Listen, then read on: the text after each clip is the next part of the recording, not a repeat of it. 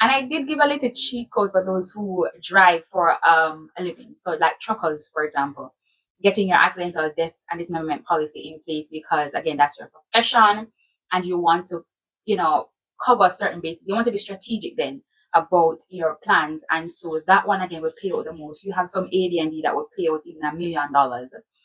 If something should happen to you in an accident, and a motor vehicle accident in this case, the amount is a little higher.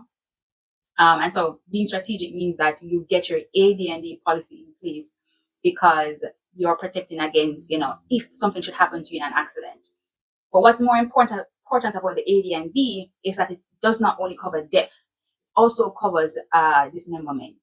So depending on the company, there are some nuances. So, for example, some would say if you lose an eye, then that's considered dismemberment. If you lose an arm, a leg, or if you lose function in the arm, if you lose 3 fingers, if you lose your thumb, those are some of the nuances, but nothing too great that will cause your dismemberment part of your AD&D to not pay out.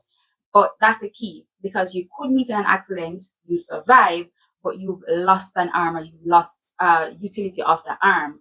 And if you do, you will be considered dismembered and that your policy kicks in. So imagine having this thing in place where $1 million comes in if something should happen to you. You're not dead, you're dismembered, but this comes in to fill in the gap while you recover.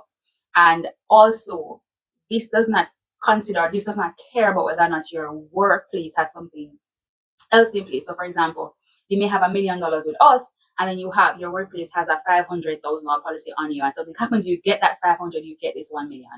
So, that's how you want to be strategic about it because we don't care what you get otherwise. Once you have something with us, we just care what you have with us and what we're paying over to you. I hope that helps.